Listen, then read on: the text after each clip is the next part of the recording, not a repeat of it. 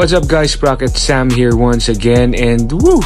Napakasarap magbike ng may drop bar and STI after a few months of training exclusively on a hardtail due to the recent Tanay Bike Challenge or race. No? So we're officially entering summer and oh yes, official off-season as well. And the first thing I did was to get on my road bike. No? However, I found myself finding the road bike's geometry and the semi-slammed fit very uncomfortable. Yes, very. Which is, I'm sure, due to the months of MTB riding where my back, neck, and hips remained somewhat more upright and laid back. No? And it adjusted to that. No? My body adjusted to that. Sakit sa batok, par. Possible na tumatanda na rin. So, what I did immediately after that was to try my gravel bike. And I found the fit much more comfortable with its geometry more on the endurance and upright stance. Which brings me to this experiment. Can my gravel be a roadie? Well, obviously yes, with just a tire and perhaps a gear swap. But how close can it really be? I was also personally very curious on it. So I did the experiment on myself with a tire swap. So let's find out. But before that, let's quickly check my gravel bike first. So a quick spec check on my gravel bike. No, it's a Factor Ostro Gravel, one of the few aero gravel bikes out there. On my favorite color, white or grunge white for Factor's colorway. No? And it has been with me for a year and a half. Na tama ba? Oh, 1.5 year na siya na sa akin. So it's amazing and great bike, stiff yet comfortable. It's got a large BB shell, big sturdy tubes, while being somewhat on the light side pa rin. No? It's a size 52 and I did lots of races on it already.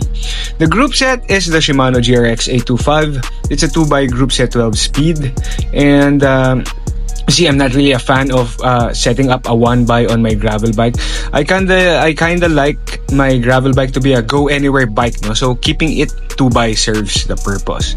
Cassette is a 12-speed 1130-60 with the 825 clutch derailleur linked by a KMC DLC chain. Crankset is 4831 2x GRX. So here's where our experiment focuses mainly. I slapped on a pair of Continental GP5000 ST-R on 32Cs, no, wide, wrapped around my Baragan gravel wheel set, no, a pair of Loon Rapid. Shameless plug, if you're looking for quality yet affordable gravel wheel sets, Loon Rapid will not disappoint. Matibay talaga, subok na sa maraming karera. Dinadrop ko nga yan. No? Siyempre, hindi naman ganun kataas. Pero, nadadrop ko yan, okay naman siya. So, this is how the tires look like from the rear. Medyo chunky siya, no? Chunky. So, it has an internal width of 25mm. So, instead of getting a 32C measurement, its actual would be so 33.2 actual. No? So you get 1mm wider than the specified profile, no? Because of the internal rim width. From here, it kind of looks chunky, no? Medyo macho siya. Yan. That's how it looks like. Okay naman. On the side, it looks like a regular road tire, no? Pero it's got a bit of chunk in it. Yan. So, medyo macho tignan. So now for the most important part, how close can this gravel bike be to a road bike's performance? Of course, it will be hard and quite biased if you all base it entirely by feel, no? So I did a series of simple tests on 3 simple situations: flats, climbs, and descents. So my speedometer and power data shall be kept on together with the gradient or slope, so we have a somewhat scientific approach on the simple tests instead of basing it on purely gut feel. Syempre, may iba pang external factors like head or tailwind, surface, PSI, etc. But these are all relatively minor to the significant differences of the tire swap, so let's focus more on that. So most of the tests will be compared with my friends and teammates' road bike, so this will be fun and we can make a good conclusion after the tests. Take note as well that I use the Loon Rapid wheelset instead of my road bike wheelset to further expound on the differences of the simple tire swap. Same bike, same wheelset, but different tires. Tara, let's go! Okay, so for our first test, nandito tayo ngayon sa Felix Avenue, Cainta, Rizal, no? So we're going to test first on flats. So here I am cruising. It's around almost 6 a.m. I believe on this day. Heart rate is steady at zone 2 and I'm producing about 220 or 230 watts of power. My speed is quite close to a road bike, no? Or as how my road bike would really perform on the same power, no? Which is around 38 kph, no? This is a flat course, no? So yung slope you could see on the upper right, it's 0. So so far it feels like a real road bike here, except that the geometry, like I mentioned before, is much more comfortable. It's got an endurance fit on me, no? Yung Ostro gravel, no? So well, you could see the stats here. They're still at zone 2. Cadence is crisp at 90 and the power is still at endurance zone, no? So 39 kph. For this test, yes, it passes very much well as a road bike. Okay, so we're now here at Binoanan Highway. It's around 7 a.m. My teammate JC is in front of me. He's riding a giant Propel SL, no, with hyper aero wheels. So this test would focus if I can keep up with a road bike without drafting. So me and JC agreed that we would be maintaining an endurance power output. He also has a power meter, which would range at about 180 to 220 watts respectively.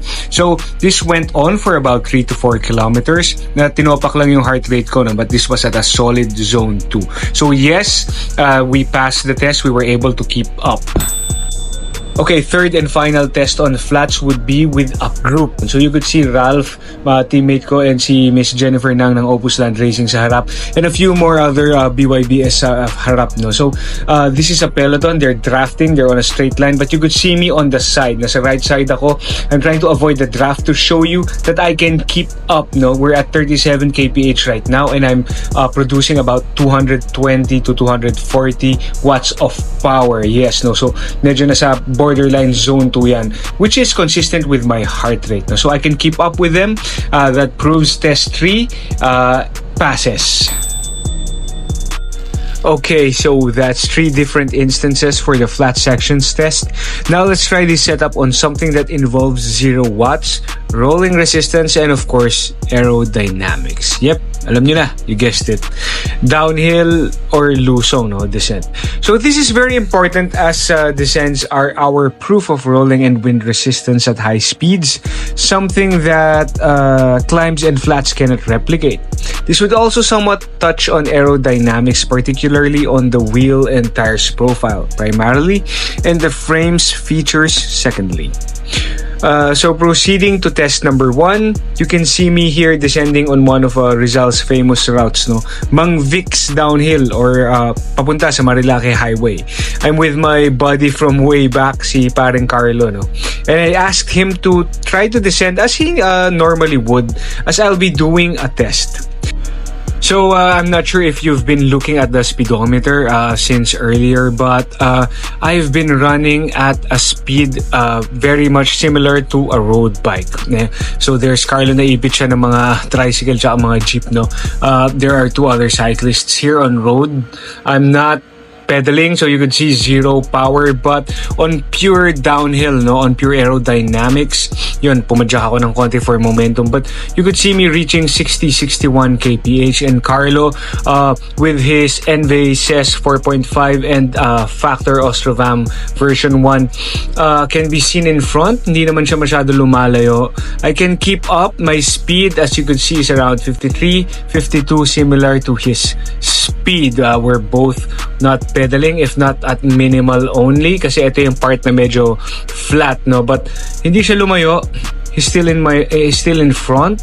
And take note, my profile is 38 mm wheel set. His is about 50 mm. No, 28C siya on tires. Me, I'm 32C, but I can keep up fairly well. Weight difference is not much. We're talking about maybe 5-6 kilos difference, so it's not much. So I would say test 1 for descent passes. Okay, so for our test 2 for the downhill or the descent, I'm with RJ. He's riding a specialized tarmac. It's a road bike, no? It's got an aero wheel set, I think 50mm wrapped on 28C tires now. So yung sa akin, 32C with 38M Loon Rapid gravel tires. So you could see on our shadows that we will be starting right after that post. Yan. So we're not pedaling. This is pure aero. I chose to hold on to the drops. No? So you could see me slightly increasing speed compared to him. His shadow can be seen. Medyo naiiwan siya. No? So this clearly proves also that the tires may be a bit faster. Now, what RJ did is to get into that illegal aero position, and that's the time that he really gained speed. No? So there, we're reaching 70 kph already. So I'm very, very surprised at the performance of this setup. No? 32C GP5000 tires on 38C Ludra. I reckon it would be much faster if it would be aero wheels. No? I'm just using a 38C. So yes, for our second test, I would say that this setup passes. Okay, so for our third and final test on the downhill, I'm with JC, and his bike is a Giant Propel SL on 50mm Aero Hyper wheels, no, on 28C tires. Yeah, so you could see here, we already spoke that we will not be pedaling, and he's gaining speed at 40 kph. No? But here's something weird. We're also both on the same position. We're on the hoods, no. But once I reached 50 kph, as you can see here, I suddenly gained speed. I don't know if he braked too hard on the speed bumps, but sabi niya hindi naman daw eh. So at 55 kph, you could see me passing him by. No? So I really don't know if it's the tires, because I'm at 32C, he's at 28, but his wheel sets are more aero. It's 50mm, mine is just 38 and pang gravel. Regardless of whatever the reason is, I would say na for this test, the gravel bike really passed as a road bike. So we did tests on flats and downhills, and so far so good. The setup with just a simple tire swap gave me a road bike already. Or did it? Now to test it on the trickiest and possibly the hardest, no? Climbs. Why hardest? Well, there are so many factors that affect climbing output. So the simplest way here is to make sure I climbed on the same watts per kilogram with my friend Carlo, no? Who also had a power meter, or sa madaling salita, same effort sa sipa. No? So we were here now on Pinugay Palo Alto climb, where the last part of the climb is quite steep, peaking at 26% on the inner shoulder. So besides the comparison test, I wanted to test my feel on the bike as well, which is equally important. Tapos, syempre, may konting aksidente tsaka patawa na nangyari dito shortly. You'll see Eric doing something crazy, no? So this is the part where the climb gets really steep. You could see on the slope on the upper right, it ranges from 12 to 18%. I am producing 230, 250 watts of power, similar to what Carlo would be producing as well. Yan yung usapan namin at the time. So far, it feels like a road bike, except that the gearing is much easier on the legs since ito ay gravel gears. No? So here's where things get a bit sketchy, especially for this guy on the right, si Paring Eric.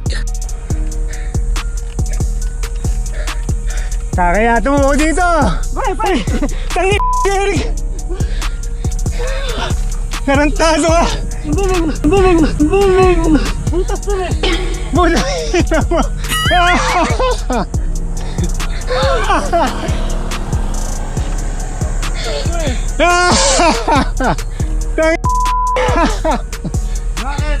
Grabe. Naalala ko, hirap na hirap ako tumawa dito kasi hindi ako makahinga. Anyway, on the same watts per kilograms with Carlo, I would say that the bike, my gravel bike, performed much like a road bike on this climb.